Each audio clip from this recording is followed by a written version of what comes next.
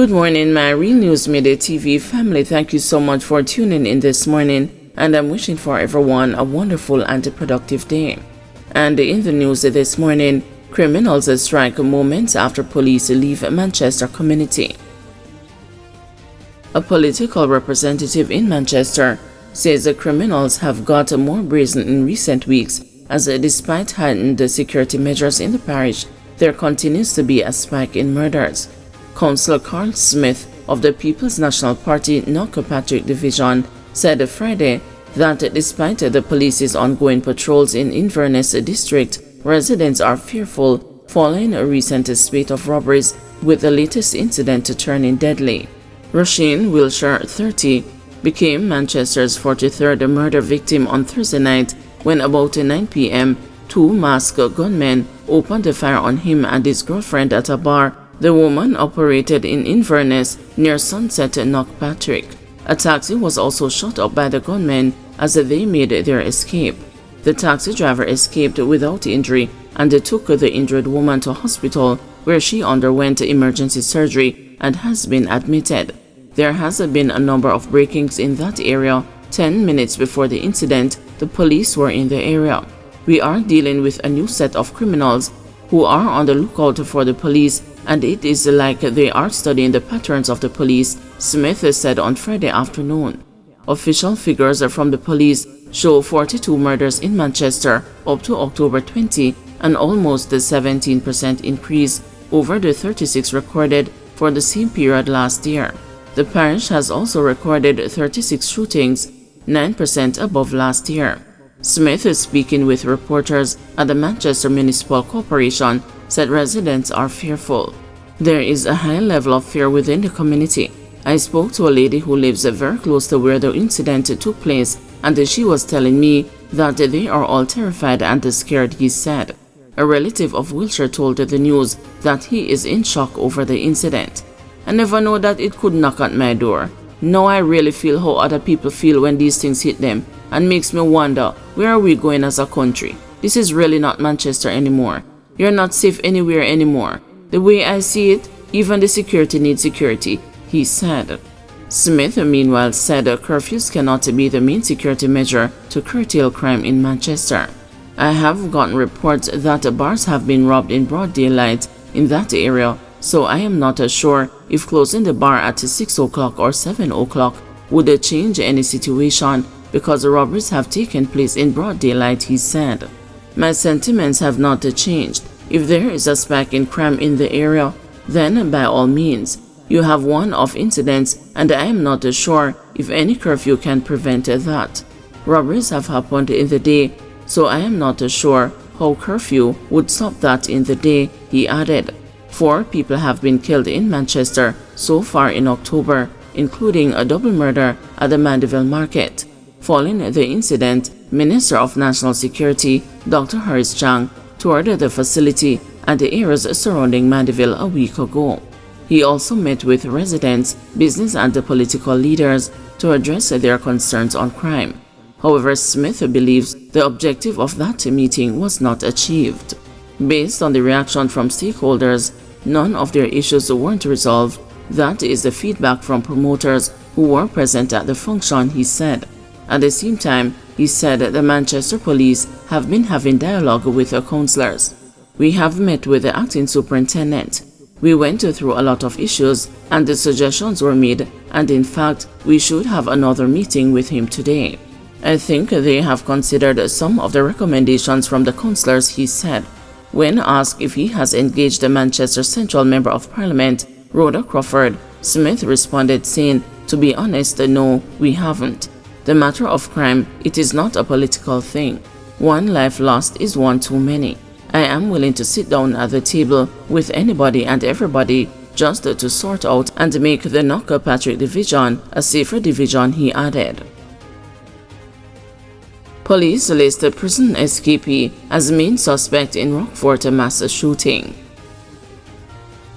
The police high command has listed an escapee as a primary suspect behind Monday's mass shooting in Pleasant Heights, Rockfort, East Kingston. He is 28-year-old Junior Query, otherwise called Whopper, a construction worker of Carnarvon Street, Kingston. Investigators are urging Query to surrender to them for questioning. Query was among 3 prisoners who escaped from the Port Royal Police Station on August 30, 2021. Another suspect in the mass shooting was fatally shot during a police operation on Tuesday. 5 people were killed and 2 others wounded when armed men opened fire on patrons attending a football match. 2 of the 5 victims were said to be area leaders. In a bid to control reprisal attacks, the government on Friday announced that a state of public emergency has been declared in Rockfort and other areas within the Kingston East Division. The Office of the Prime Minister says a thorough assessment by the security forces indicates that the elevated levels of violent criminal activity within the designated areas are of such a severity and scale that they pose a significant threat to public safety. November 8 sentencing for university student who tortured ex-girlfriend. Matthew Hyde, the university student who burned and tortured his ex-girlfriend on the Mona campus of the University of the West Indies last year, is to know his fate on November 8. The sentencing hearing, which was scheduled for Friday in the Home Circuit Court, was postponed until next month because the presiding judge fell ill. Hyde, who is represented by Patrick Peterkin, pleaded guilty to the charges last month in the Home Circuit Court. 21-year-old Hyde was charged with assault occasioning grievous bodily harm, use of malicious communication, assault occasioning actual bodily harm, and false imprisonment last February. Hyde held his ex-girlfriend captive for 3 days in his room at the George Lane Hall, where he allegedly tortured her with a hot clothing iron and other implements. She was reportedly discovered sometime after 10 p.m. on February 9 last year. St. James cops probing murder of construction worker. Detectives assigned to the St. James Police Division are investigating the circumstances surrounding the murder of a construction worker who was gunned down on the job by a group of armed thugs on Thursday morning. The deceased has been identified as 52-year-old Mason Donovan Hills, also called the Pepper of Green Pond, St. James. Reports are that about 9:30 a.m., Hills went to a house located at the Campbell's Lane, Mount Salem in the parish to repair a step when he was pounced upon by a group of gunmen who opened a fire at him. Hills was shot multiple times to the upper body and died on the spot. The motive behind the deadly attack has not been ascertained. Golden brands SOE in Rockfort a PR exercise. Leader of the opposition People's National Party, Mark Golding, has criticized the government's declaration of a state of public emergency for Rockfort and the surrounding areas within the East Kingston Police Division. Golding said that the island's security forces already have the necessary tools to take control of areas that are overrun with violence. You know, I think that the SOE is really a PR exercise. I've driven through part of the area covered by the SOE and I haven't seen one soldier or police until I got to the police station where we are now, Golding told reporters during a tour of Rockfort and the surrounding areas on Friday. The SOE was imposed as a direct response to Monday night's mass shooting in Pleasant Heights in Rockfort, which claimed the lives of 5 men, 2 of whom the police have described as having been gangsters. 2 other persons were shot and injured in the attack.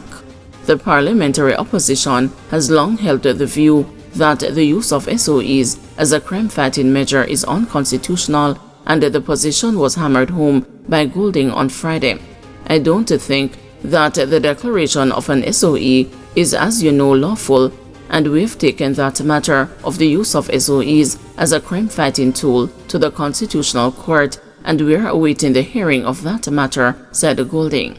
According to the Office of the Prime Minister, the SOE was declared after thorough assessments by the security forces, which indicated that the elevated levels of violent criminal activity within the designated areas were of such severity and scale that they pose a significant threat to public safety.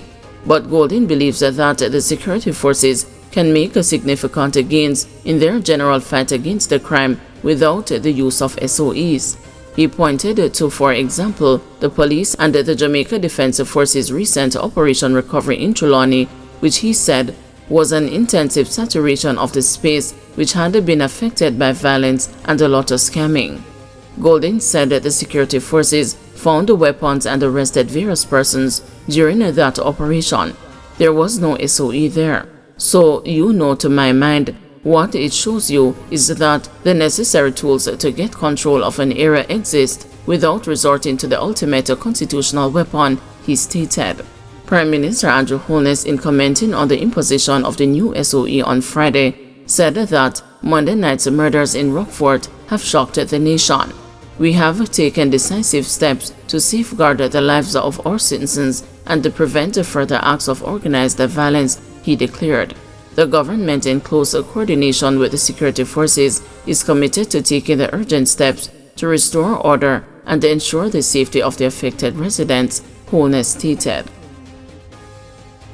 Guys, thanks for watching. Please join us this afternoon at 2 p.m. for another news update.